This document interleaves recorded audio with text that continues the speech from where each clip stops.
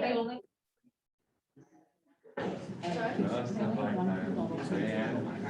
I'm gonna get your table even closer just for that.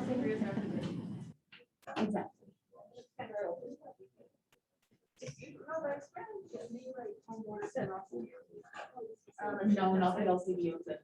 It's a bone stick. No, but that's what I was. Only certain LCDs.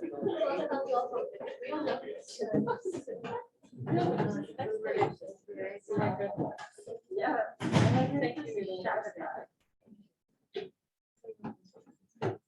Pretty guys, good morning. Another miracle just happened. They're connected. Your opinion is it's working. So we're here talking about wildlife management, as you know, I'm still building the course as we go along. The idea is to immerse you into wildlife management, whatever this topic, as I said, it's very wide, so there's multiple ways to approach wildlife management. So purely theoretical and just do modeling. Student from Dr. Raise your hand, Dr. Mallory. Raise your hand if you know this name. There you go. So you're all disciples from Dr. Mallory. Fantastic methodologist. So doing exactly that in ministry. Sit at a computer and model. That's one approach to it. And of course, there's the hands-on at the other extreme. Totally, some people just they don't want to write report and they want to take care of the goat somewhere in a conservation area. So obviously, I'm giving you my take on it. No matter what, these days it's hard to escape wildlife management without talking about it. Wildlife management without talking about landscape ecology. So that's coming soon to a theater near you. So I just need to set the basics, as I said. Make sure you all know what wildlife we're talking about and what's the ecology behind it. Once we get into landscape ecology, it might have to do more with geometrics, for example. It's a little dry at some point. Patch isolation, the metrics you use to determine your landscape configuration. For tier level, you got to get into that, and then in a hurry, you get back to, oh yeah, this animal has so many eggs, and then survives this way, and reproduces this way, which is also just as valid. All right, so different perspective on it. The idea of the landscape ecology is obviously to think outside the box, really. Because I mean, that's the way we function around the world. We have to circumscribe the number of users we have, and then we collect money from either Sudbury or Ontario, Canada, their units. So the money is spent within the unit. Therefore, when Ontario decides to protect the deer, they can't politically, I guess, ask Quebec to permission to do that. But really, this is where landscape ecology is taking us, is thinking outside, one step beyond it. So if I do this here, what happens to the other areas? So, all right, and of course, at the end for the exam, will be about the basics, which is what kind of vocabulary do we use when we talk about landscape ecology? Path isolation is 2 points at the final, so it's not that complicated. I'm not going to math because it's not my field, but certainly the principle I can lay down for you. For now, as far as I know, to share this.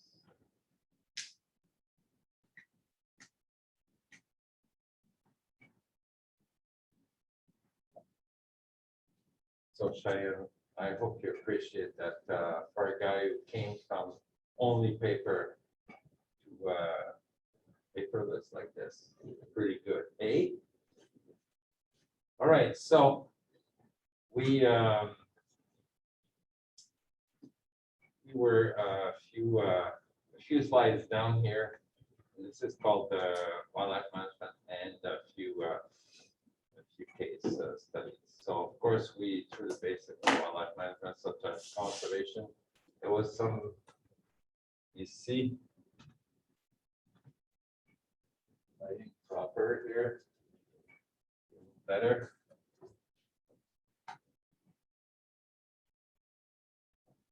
Let's show anytime soon. So you remember, this is my suggestion for organizing the wildlife world. And because it's we're totally biased, because we're strictly looking at animals that have an interaction with us.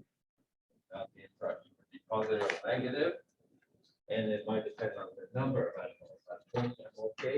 At 200, too many. So basically, if you can bring this down to the final, these 4 categories. Undesirable is obviously, it has to be a super nuisance, and I don't have any cases for this.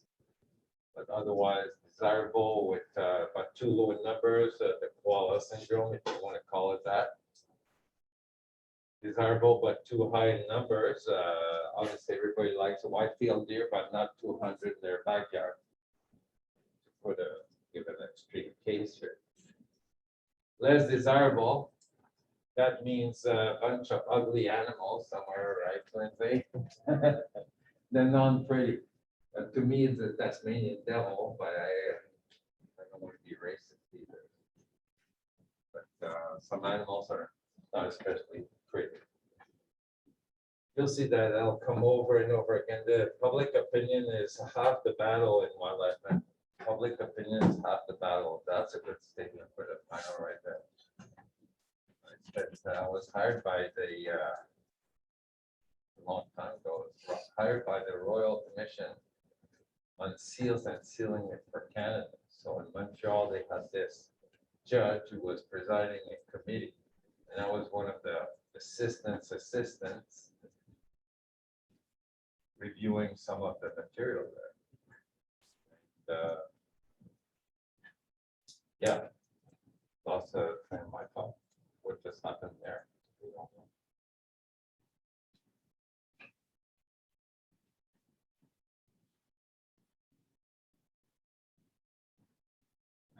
Now it's the time to. Try pressing enter.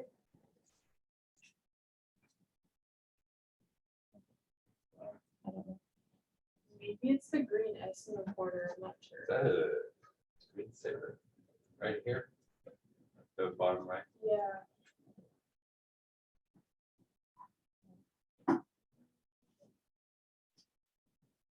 Media file.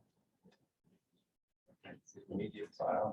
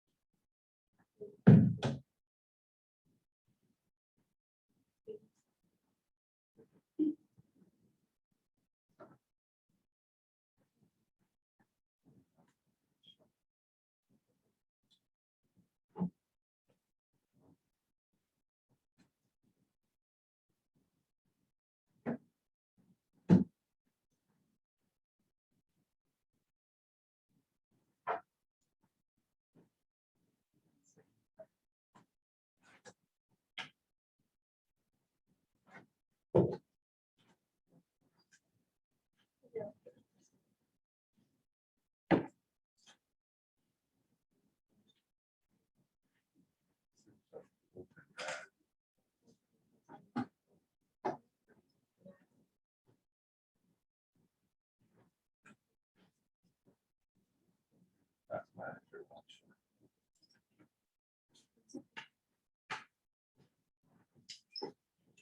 This is a brand new computer that does put in. Sorry, if you go under the S, like I said, go under system, maybe that will. Access control. Thank you for this. Access cells. There we go. And then how many times did I tell you how essential you are? How many times did I tell you? Well, that was a mix of me and Celeste. Okay, so that's going. All right. So, yeah, In the end, after $800 and multi-million operation of the Royal Commission on sealing, 3 years of work. 6 scientists from everywhere. To review exactly what is the issue. When the animals are there, good to come up with it. Say a frequent number on how many seals there are. It seems very basic yet. very complicated. So in the end, for all this, the government was told it's your public opinion. Too many seals, yes. You can't kill them, yes, because your opinion, your Canadians are against clubbing the seals. Still stuck with the problem, so we'll get back to that. All right, so desirable but too high a number. That's an issue. So we've been through the first scenario. That's what I call it, which is conservation, and some intelligent people mentioned this. This is something I just had yesterday because I'm standing up with you guys. Something I should have mentioned. Status of endangered species in Canada. Try to remember that for the exam. As far as site and World Wildlife Fund, the acronyms that you see all the time. I have no further information on that group. I mean, that says it all. They meet twice a year, a bunch of experts. They ask for volunteer people. You can't pay people to be on that committee. They'd be biased, thought out. So, people like myself, semi-retired kind of person that has some knowledge in the area and stuff. Nothing moves very fast because it would mean that the numbers have drastically changed suddenly. Whoa, the polar bear is gone, or the polar bear is tripled, and then they have a reason to or report. But still, the status that they established now is quite official. So it's exportable from Canada to elsewhere. Every organization will know COSEWEC's status on endangered species. So, and it makes Canada serious about the country, meaning, we care for the wildlife. So we've gone through this. So you see, I'll put this on D2L. This is a slide you didn't have before. Then I think we were about here somewhere talking about whales, if I'm not mistaken. And the point was that not all of them are endangered. So the these status is quite important because we're an international species. One right whale here is very, very low in numbers. I don't know. I mean, really, that's where you want to go into its ecology and find out what's the issue. Why so low? I don't think it's been over harvested more than any other whale. I think name one country that was big on whaling. Anybody? Japan. Japan, I would jump to that right away. This is part of their culture. Lots of respect. They're allowed to a certain extent. This is again a famous expression that all the time. Owen is going to come up with that. The tragedy of the commons. The whales, you share the whales with Russia and international species. All right. So right whale, might as well bring that to the table for talking conservation. This is what's in the title. So the right whale, yeah, check. North Atlantic, sure. I mean, it looks like a very restricted distribution for some reason. So that would explain the low numbers. Yeah. Now one patch of this slide, one patch of 300 or 400 animals, you're in trouble. So I would take endangered for sure. And then the gray whale, for example, doesn't seem to be affected. So for the bullhead, we're looking at 10,000. The fin whale troubles me, as I said, that's 50,000 animals yet endangered. That's a big mistake somewhere. So of course, the point for the exam is to summarize this So out of 8, I got, yeah, 8 species right here. I see the word endangered, I think, 3 times. So half of the whales, good statement for the final, half of the whales would be, according to CITES, would be endangered. Ballpark figure, of course. Still says something about the whale ecology and conservation, right? I mean, at least there seems to be species where it's they're thriving. And that's really good news. There would be nothing like knowing what the mammoth looked like if there was still a few around.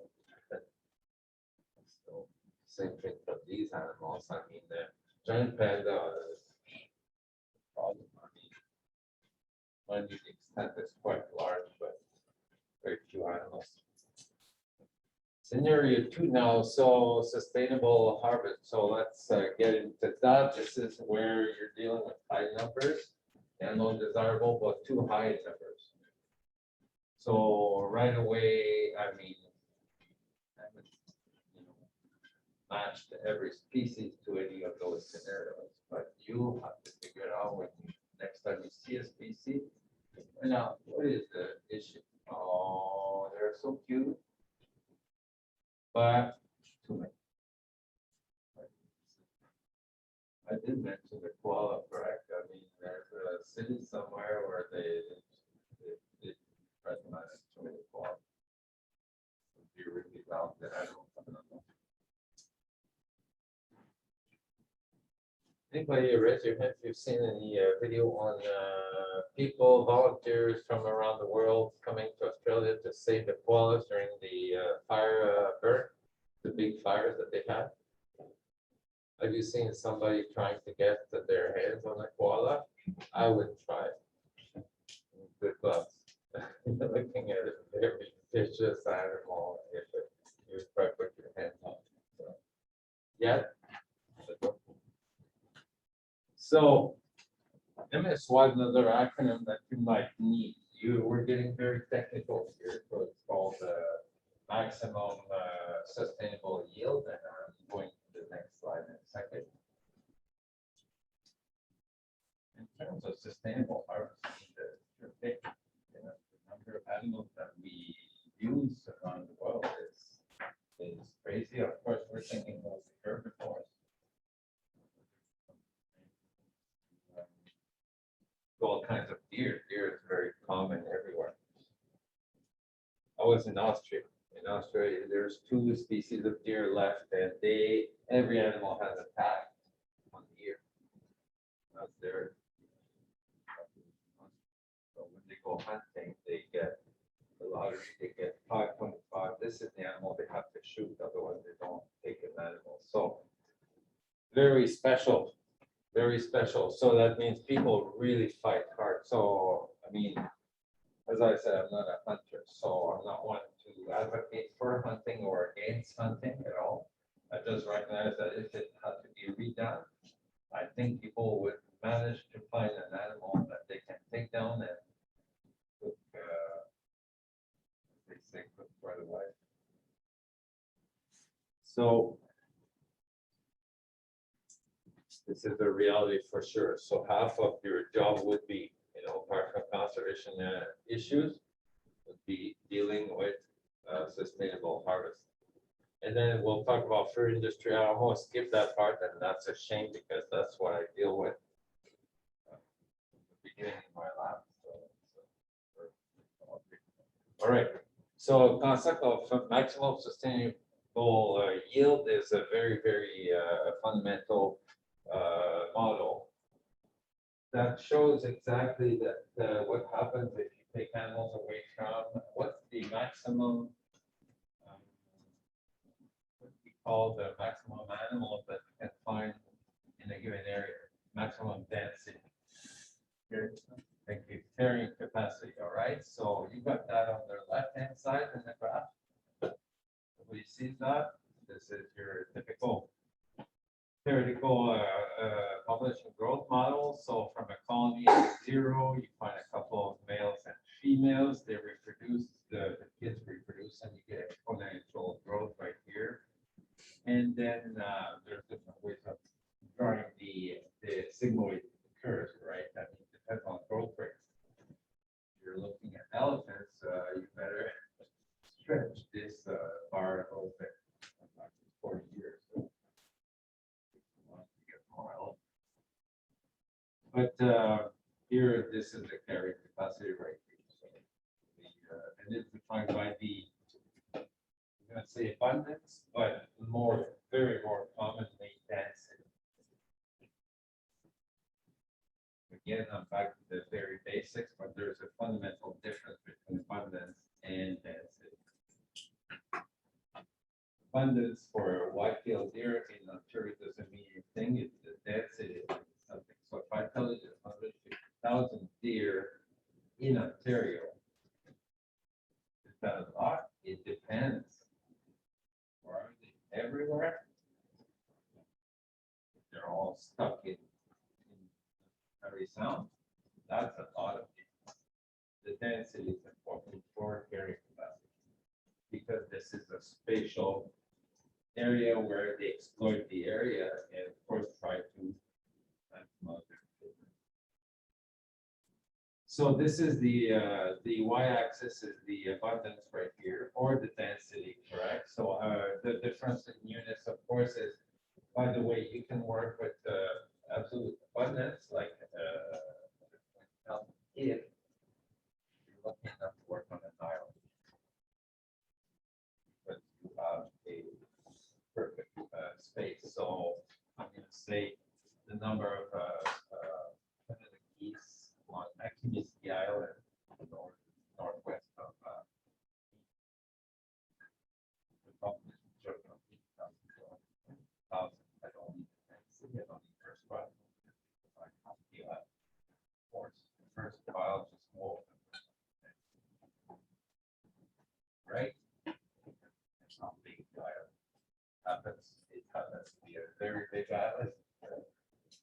I think the population on that island of Canada geese, coming in for reproduction, they love islands, but they think there's no. Maybe just 1/4 of the island is used for 40,000 animals, 1/4 of the island. So lots of big island. All right. So the abundance right here, or density, and this is a little different. So now the population size on this side to K, which is your carrying capacity right here, K. And so what it's showing is, this is your response to population size, right? And the y-axis is the response. And it's an annual population growth rate. People might have heard of lambda, for example, or an R. There was a mathematical symbol that commonly used to talk about growth rate.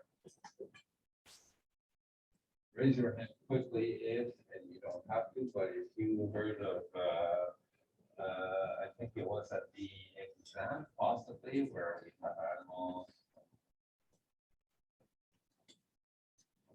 that produces a lot of young. I quickly syndrome. Called the R strategy. Small r, same thing. R stands for growth rate. In very common in the literature, you'll see an R being used as a growth rate. And the growth rate, in order to be positive, it has to be obviously starting with your adults, and hopefully you get descendants, you get offspring. Therefore, and you keep your adults. Correct. You're only replacing, let's say, 100 adults give birth to 10, but 10 adults die in between.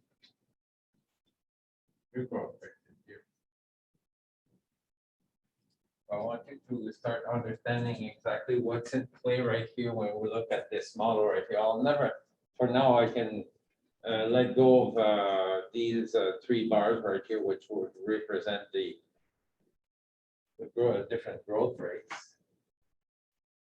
But at this level right here, it looks like if I'm reading this properly for the exam, I can see that this at this extreme of the graph, like obviously it's a bell curve, right? The term for the exam. this extreme right here, I have virtually no population growth because I simply don't have, correct?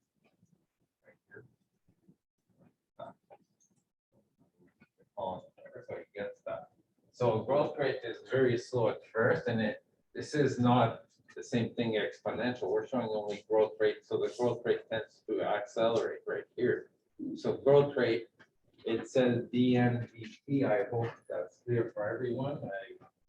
I skipped that in second year, but for now, I mean, I hope you by now you understand that E means difference. So it's a difference of abundance over a difference in time.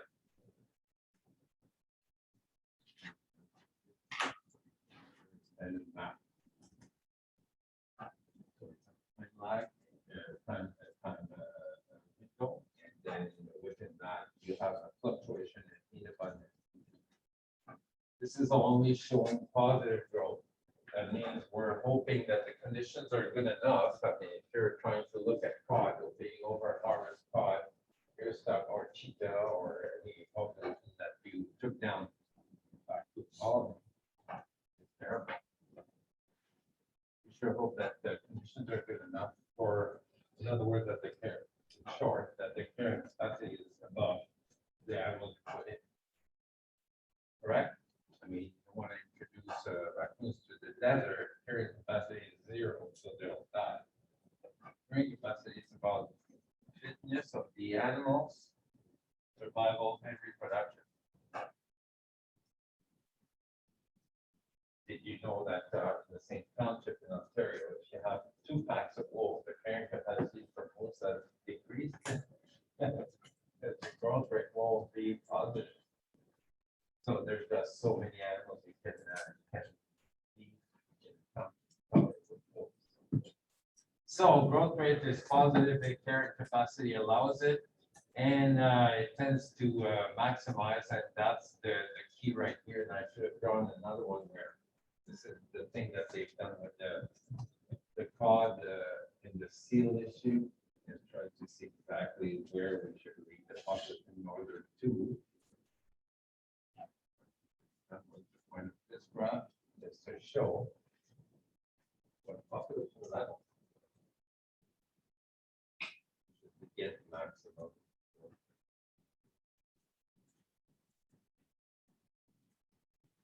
Now, if you want, so at what population level you get maximum growth rate. Feel this good? You hear me well? Good. So people for cod, they say, listen, your cod is not responding to resources as well as you would think. It's the same thing. You cannot overfeed an elephant and a simple thing to get twins and triplets, correct? So it goes with the animals' biology. Some animals have a growth rate that's naturally very slow, others have extremely fast growth rate. The mice are in our strategy. You can prove you get a male and a female in a grain factory somewhere. You will get everybody will be very happy in no time. So so right now, this model right here, the maximum sustainable yield model, is because of lack of better arguments, you can only set it at the half. So the argument right here is that your growth rate, and that's to finish the description, this is your maximum right here, obviously. In terms of growth rate, that means you're getting all your animals survive plus the or actually your recruitment. So recruitment is high and they survive well. And they reproduce. Not very useful if your young ones are all sterile, for example.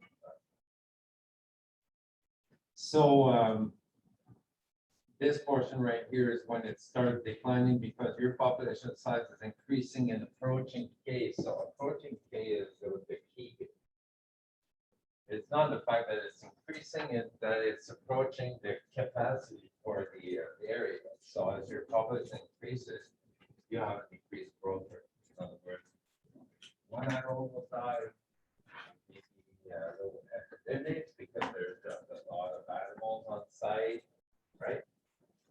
Or your resources are harder to find, and famine, all kinds of diseases, or even abortion. Most that no, before the female will die, she'll abort. Capacity, of course, it should be what we call equilibrium. That means for every animal taken in, there's one that disappears at carrying capacity. Very simplistic model. We all know, we've seen previously in PowerPoint that your fluctuations are not that straightforward. But it's a start because it gives you, it allows half the planet, all the hunters, to take away some animals right here. So you approach a new township, they open for hunting. It'd be the same for fishing. And people say that it has been stocked, or there's a density that's as high as possible. There's 200 moose in there, so it's a lot of hunting. How many should take? Ministry will say take 50% for this moment. All right. So that's your baseline. You go from there, you start reading on specific species that will refer to the MSFY. And you'll suddenly see in the literature some specific terms about a species. So this is your baseline, maximal sustainable yield. It's pretty much an argument that I've been using for say, Northeastern Ontario, or Canada if I go elsewhere, is that there's several other sides to people taking fur, because I deal with trapping. And one of them is the fact that at least, okay, yes, I definitely sacrifice that off of the but there's the animals left behind. I call it residual population. This is right here. This is a residual population. These animals should fare better because they're below capacity when you leave the hunt from the trap. Your population is half the density if that's where you went. So in terms of think of disease control, think of all kinds of process like that. This is very appealing to most humans. I mean, lots of desirable animals, but not too many. So one argument right here is the fact that below carrying capacity, these animals fare better. So for you, we could take a Algonquin Park, for example, although wolf regulate themselves really well. They're never overbudgeted. So maybe that's not the best example. Sometimes we'll just get overcrowded and they don't see it coming. Hey Jerry, who's everybody following you?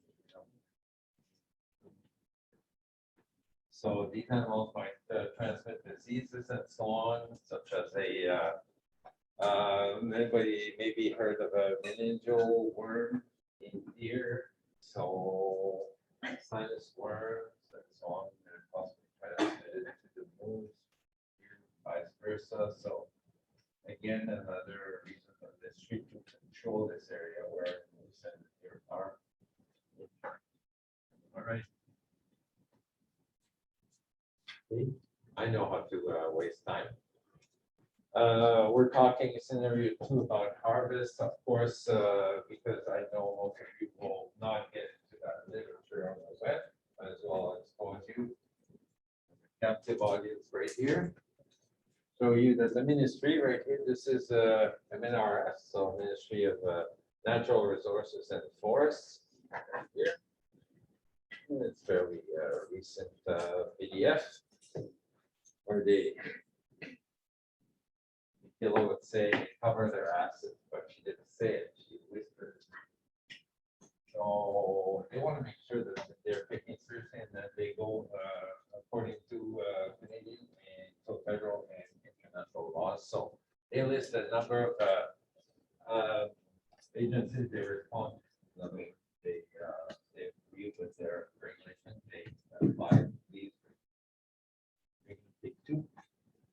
very specific question in the exam on Ontario hunting regulations. There's 6 here, so obviously my question would be, there's a whole bunch of, and then you have to respond to all kinds of serious agencies, and name 2. So Fish and Wildlife, Migratory Birds, you mentioned this one already. Endangered Species Act for sure. Species at risk, trespass to property act, this is the amount of infraction we're getting in this class. So raise your hand if you're from the south, anybody. Raise it. So in the south, they're going to call it a different management because of course your commitment is really high as you jump from one city to the next location. So trespass to property extremely important in managing all kinds of issues. Or you got a deer, you shoot the animal, crosses over a fence, suddenly the deer is in somebody else's farmland. Trespass to property, yeah, and firearms, of course.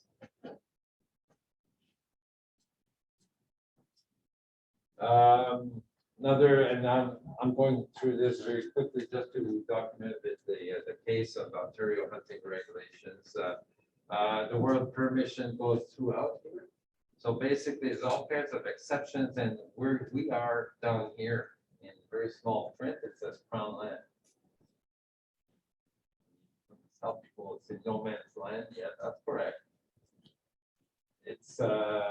It's multi-user because forest is multi-user. Doesn't belong to the crown. Crown land. So actually, it belongs to the queen.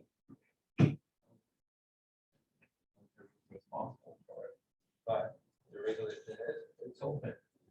You bring your boat, your ski.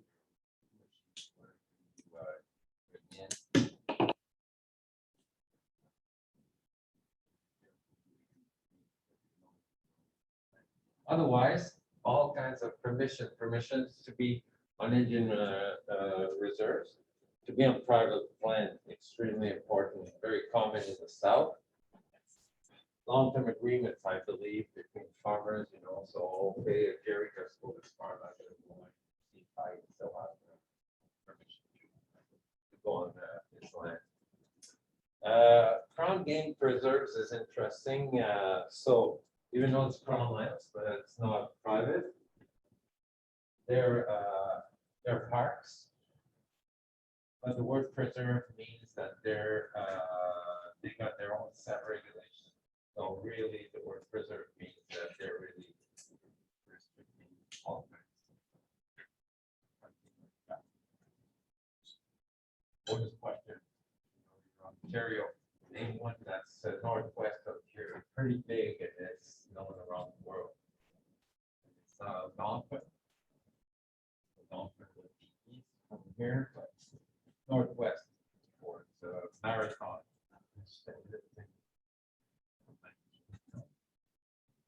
I'm going to say Chapeau. Chapeau Game Preserve was instituted very, very early. Algonquin Park was the first park in the country, pretty much. So that's not to respect. But the Chapeau Game Preserve was at a time when you could get, I believe, something like $800 for one pelt of lynx. So it suddenly lots of people so Chapeau Game Preserve right here.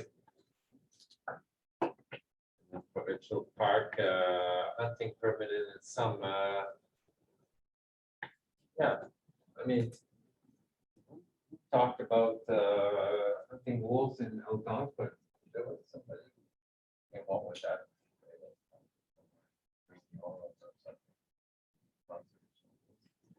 Interesting. Algonquin, I mean, the hunters would be in Ottawa just waiting at the border just to get a wolf outside. And now they simulated a buffer zone outside to see if Algonquin Park wolves would do better with a buffer zone in terms of abundance, and they did better. So in other words, the animals were extirpated That's landscape ecology right there. You think of the park, you think, oh, what's around it? Full of hunters. I don't know. So, hunter reporting is quite interesting because, of course, you can call it sentinels. Sentinels is the word we use in wildlife management all the time. When we convert users into observers, so the data becomes very important. So you need your tables to write. Not many have a computer, so handwritten's all right, you know, provide pencils and all, but they have a logbook that they provide out. Extremely valuable.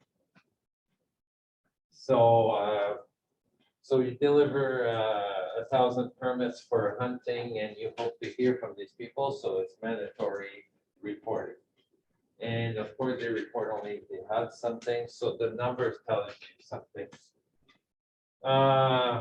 You understand? I hope the word quota is easy for the exam as well. Quota is a limit, a simple limit on. It could be, yeah, sure about that.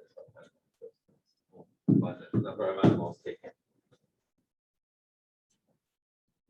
Different ways of limiting the impact on the population. Again, it's tragedy of common. You have to impose a set of rules for a whole bunch of people, 20,000 people going to hunt on the same day, for example, if it's duck hunting. So you can certainly decide on how many permits to give out for a given region, right? So you establish a quota. And then you can limit the season as well. So take away some of the chances of the trapper or hunter by restricting the season. So that, of course, is proper wildlife management in order to preserve the residual population. So it's called the season. The season is important. Bag, by the way, you'll see bag a lot. The bag in the center quota. It's just a very old expression. And move the bag, I suppose. So very quickly, the numbers I see, unfortunately, they don't come out really well here. But I'm sure you can zoom in on your screens later on. I'm going to look at the white-tailed deer top left, green, and I'm looking at an increase in reporting rates, and that means that people were very successful in getting white-tailed deer, and that's almost good news. The only problem is sometimes is that it's not that the deer is more important, more fun. Sometimes because the firearms went on sale. Or gas went up. At 150,000, sorry, $1.50 a liter. Yeah, fewer hunters, they hunt less, they don't go as far. That can only help wildlife. So every hunter, every trapper goes depending on their expenses versus what their benefit is in the end. But because it's recreational and people say go local, people are not in Cuba right now, they're hunting. So total harvest right here, I see 53,000. And the harvest proportion is quite interesting. So 53,000 taken in 2020. By the way, those numbers stay fairly the same, and that's also good news right here. So it's very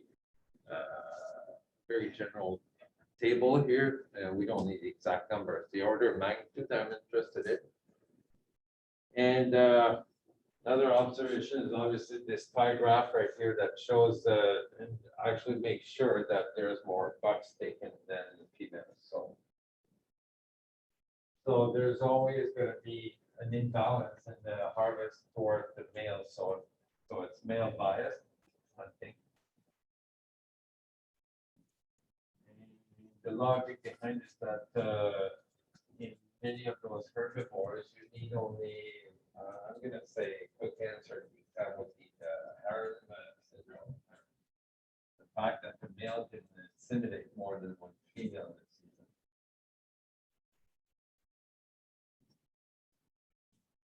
Right, so for the longest time, in Ontario, I've been using a ratio of 1 to 4, so they will tolerate population mixed in with 1 male for 4 females maximum, but not 1 to 5. On the average here, so 1 to 5 is risky, so maybe some females will not get a mate, right? 1 to 4 would be a maximum. I'm sure that we're doing better than that. There has to be a limit in taking the males as well, because you're in an area that's very abundant, you're taking all the trophy animals, and suddenly you can change the genetics of your population. That's the news I heard yesterday on the radio. The genetics of African elk in some areas in one country, I think, has changed. So Botswana, I'll have to read again, one African country. Breaking news, guys. The you know how elephants are sought after for their ivory.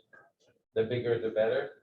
So it's not about the looks; it's about really the amount of money, the grams, the kilos you're selling. It happens that the government hired the army to take some elephants so that the government would make more money to pay for firearms to support the war. So the elephants have been supporting the war in that country.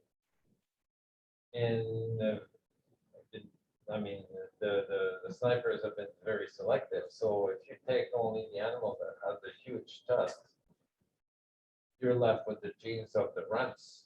So that's what's happening right now. It appears that they say something like 30% more animals born without the tusks. So that some recessive gene might come up. Very tricky, yes. So not even material for the exam, just for fun, this one. So moose, same story, of course. We want to make sure from the pie chart, if I can read it properly here, 52% bulls, and the number is stable around 3,300 animals. Reporting rate is very good, so people have been successful. All right. Same for black bear. If you wonder if the black bear is being hunted, the answer is yes. Numbers are in the thousands. So spring right here, the spring hunt, as you know, is a highly political issue. Raise your head if you heard about the spring bear hunt. Anybody? Spring bear hunt? No. It's already old story. Oh my God, it's only 5 years. 5 years ago, at some point, I'm going to say the southerners, so people from Toronto, the cities, and so on, heard about northern Ontario bears being taken to the so in the spring, we're taking the south.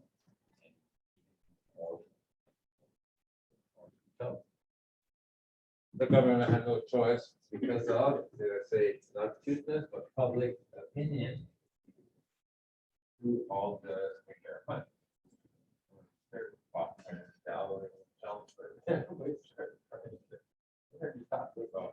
That was our only chance of going to the city without getting.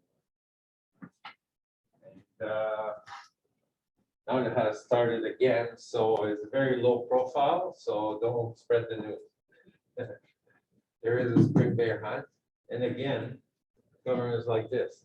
The opinion, the public will say no, too cute, and then the locals will say sorry, but I got to adjust too many. So they reestablished the spring bear hunt. I'm sure it's very limited as well, mostly males. And then very few wolves. Wild turkey. Funny enough, I was near Montreal last 2 weeks ago. my buddy's property, and he has quite an area, and I almost ran over 12 turkeys on this grass. I said, we're having supper for sure. And, I said, no, we're not touching those. He said, no, they're protected. So he could have Christmas every day on his farm. And he's got deer as well, so lots of meat on that area. Meanwhile, this is what we're doing with our turkey. So in some very large numbers. Again, it's about where you are, where he is. Sherbrooke's a big city, so and lots of it compared to agricultural. So the wild turkey is being protected up there. Another way of protecting, and it gets very finicky. That's why it's endless topic. But I mean, the regulation is to take only the males, but the males is extremely hard to identify. So basically, you don't be caught with a turkey out there. Just a quick word on this right here that you'll see often enough in the government websites, the wildlife management unit. This is one way of I'm going to say aligning the administrative units, if you want to write it down. So it aligns the administrative units. You don't fight with other mayors somewhere, one mayor, so you fight to align somebody with kind of habitat. In other words, sub-breed is a jurisdiction that can hold so many votes. You align the administrative unit with the biological unit. So sub-breed is recognized as a population when it comes to harvesting. So of course, there's a ton. We don't need to know them all. Of course, every hunter will look only at the unit that he's concerned with, and we are, I believe, something like 31, somewhere around here, around this area somewhere. Right, so we at 31. From this graph, just one thing to remember is that the season changed. So the keyword here is season. In other words, this is common knowledge that in some areas the season opens to either allow the hunter more hunting opportunities. So the pressure is to open for the hunters. They said my wife wants that turkey for next weekend. But for the ministry, of course, the later the better. Restrict this. You can. That means that that's another way you can allow so many animals taken, but you can also restrict it very much to protect the animals as much as possible. So depending on the unit you're looking at, for example, I'm going to take 31 right here. Sorry, you see 31 right here. This line. Well, you see that it's mixed in with 28, 29, 31. This is for a given species. Sorry.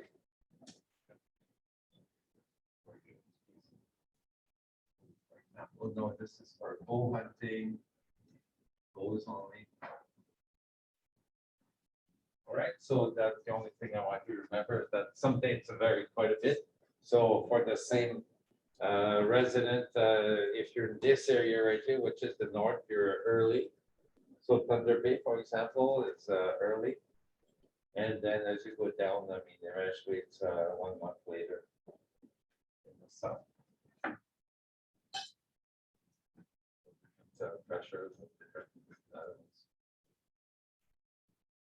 I'm going to go a few more minutes here and I'm going to let you go. So another example, it's hard to leave work on wildlife management Canada and not talk about this, because if you go to Australia, they'll ask questions. Might not be in favor. Totally allowable. Be totally against the these things for hunting. You can expect everybody to be on board, but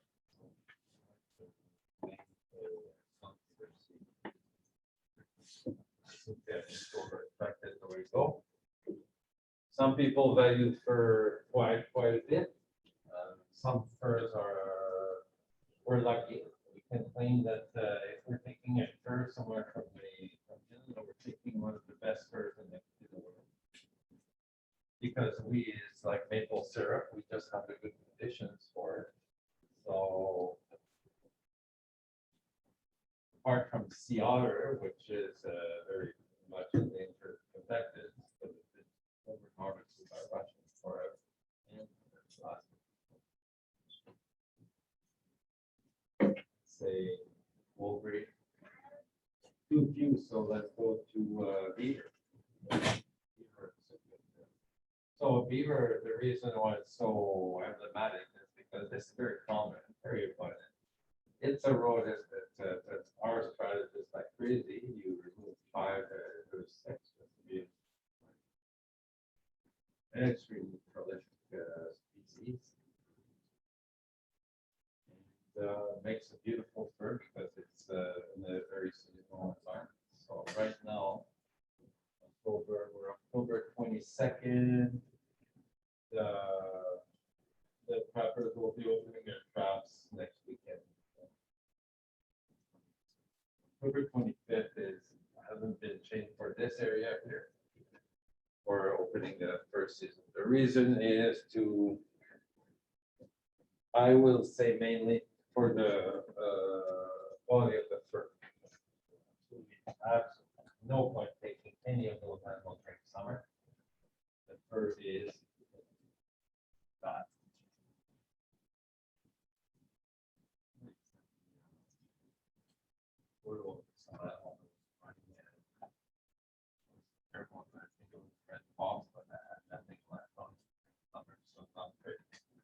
Right now, so the fur, the expression we use is called prime fur. The fur is prime, P-R-I-M-E. That's when your prices go up, when Japanese and Europe comes over North Bay and buys your fur. The furs are classified, experts classify them by quality. So they create lots. The numbers attached to the pelt. So if your pelt was part of the lot, but the lots and they make it 35 bucks instead of 20. Goes by size, but goes by all kinds of different attributes to the pelt. The size for sure, species for sure. So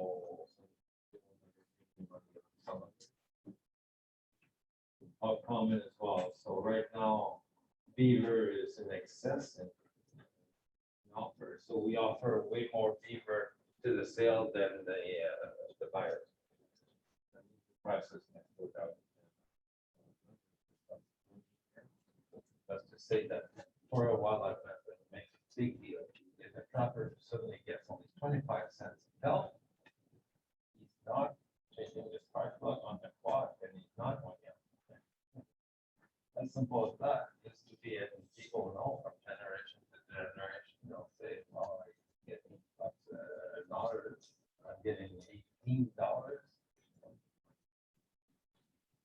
And there's no, I mean, the Canadian economy for fur, unfortunately, we don't have the processing. So if we want to buy something that's made of fur, which is, by the way, a commodity that's irreplaceable, there's just nothing like the natural fur. The full fur will simply not last as long, give the same growth, or you can gain give the same. We have more animals, but the fur is certainly sought after. So we have lots of fur bearers because of where we are. So we share that with Russia. As I said, I mean, there are present except for the vodka. I mean, the people are present. The vodka makes a difference. Or the way they do their mechanic on their sewing machine is terrible. Go see their videos. Very interesting stuff. Muskrat and beaver are big. Foxes, plural, because we have the red fox. We also have a silver fox. That's the name. Silver fox. Gray fox. Gray fox. Gray fox. Thank you. Wolves, plural, because it's been addressed already. Wolves is very melting pot of all kinds of subspecies. And in terms of fur trapping, definitely a big difference between a red wolf and a gray wolf. I'm sure regulations are different. Lynx and bobcat very interesting because, of course, lynx has super emblematic. Yet Ontario is south enough to have some bobcats coming from the south, from Wisconsin, Michigan.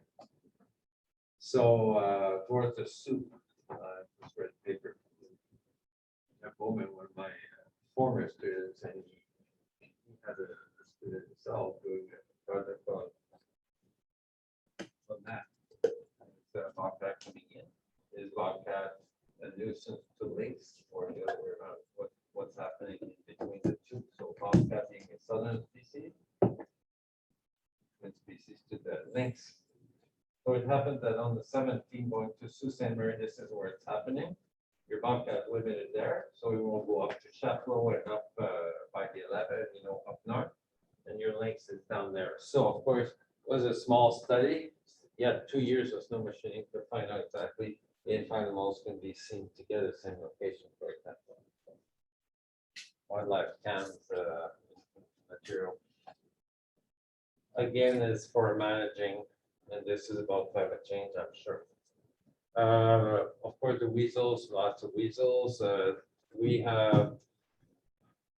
been looking for 3 species. That's because my field guide has 3 pages on weasels, but after all these years, I can only see 2. They're ermine and the long-tailed weasel. We have both in Ontario, pretty cool. The mink, phenomenal fur. So much so that we sell live animals for people who want to start new ranching. That's what they call it, mink ranching for fur as well. Although we could talk about the market again, which has collapsed. But otherwise, bringing in a wild fur from Ontario, for a wild mink to your ranch, it's phenomenal. The fur, so nothing replaces it. Way cheaper to have a ranch. So again, it's about the money you can make out of it. Very difficult to get the wild mink. Lots of expensive. Martin, otter, fisher, and rain. So I'm going to stop with this because that's too much text. Thank God that you guys know better when you give me an oral to show this kind of stuff. So I wanted to just remember a few things here. That usually the trapping, the whole issue of how the animal is taken is a big issue in itself. So I'm not going there at all. All kinds of devices have been imagined around those years. Right now, like a short story, we created the Fur Institute of Canada that decided to test every possible trap that we used, and we came up with the Conifere 220. Double the springs on it, just make sure it's size appropriate to the animal, make sure the kill is within 1 minute, the animal has to be brain dead within 1 minute, and so on. So, and of course the fur has to be intact as much as possible. Otherwise there's no point.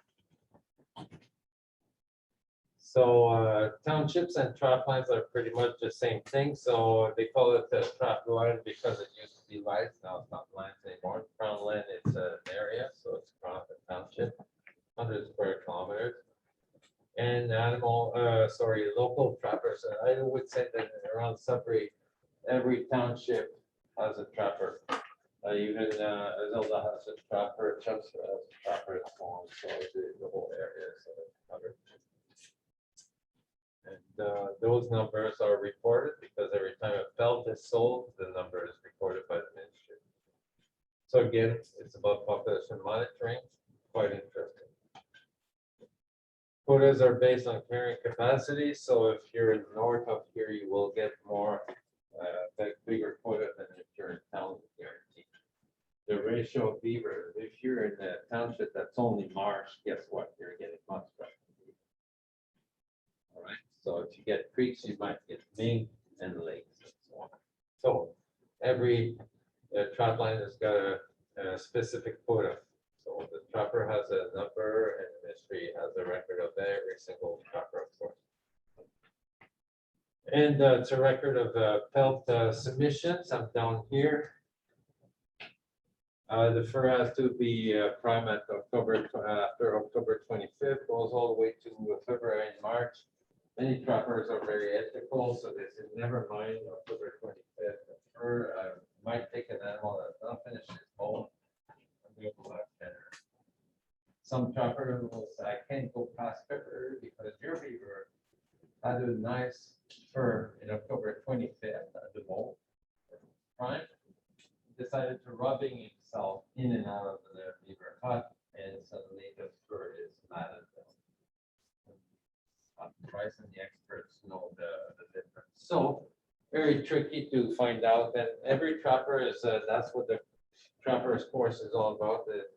Making sure you respect the animal as much as possible. Meaning, if you're going to take it, make sure that you take most of it. So they recycle the bodies for rebaiting and so on. Or collaborate with me so I can use the bodies for wildlife ecology. And then March 15th protects the detaining period. March 15th, that's when everybody feels like the spring is coming. Same for the animals, they're all over the place trying to make them clear for them. I'm finishing with this right here. So harvest pressure is considered high. So when you receive the numbers, and the log books from the trappers, they know whether they had a male or a female, young or an adult. So you can establish what they caught. What the ministry is after is how many juveniles versus adults. That is to protect the adults. In other words, you want a juvenile to adult ratio that is high. So high, I mean 3-to-1. If you just an order of magnitude, each trapper, if everything goes well, should find in its margin, easels, and so on, a ratio of 3 juveniles, 1 adult. Same, the male female is very important as well. So male female, I believe, has to be male bias again. Male bias. So it's not 3-to-1. So this is misleading here. So the male female ratio would be more like 1.2, 1.5. Like male bias. If you have a harvest in 20 animals and you have a female bias, you're in trouble. So I'll stop right here, guys. Thank you very much.